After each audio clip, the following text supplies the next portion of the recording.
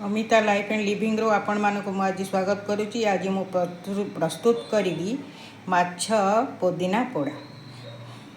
से मु रखी 500 ग्राम माछ, दही 4 चामच, मसला पाई रखी धनिया पत्र, पुदीना पत्र, जीरा, रसुण, सोरिष, कंचा लंका।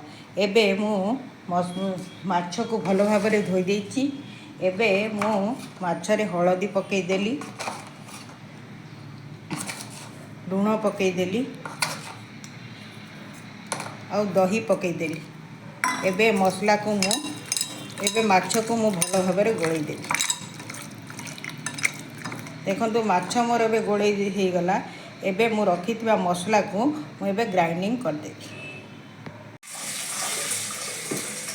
एबे रखी मसला को मु ता देहरे मिक्स कर दोची।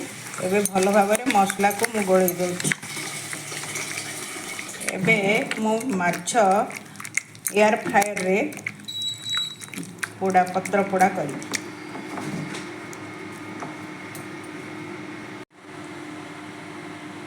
हाँ एबे आमे 2 चामच तेल पकई दोचु। एबे माछ को भल भाव मु 2 चामच तेल पकईकी गोले देबी।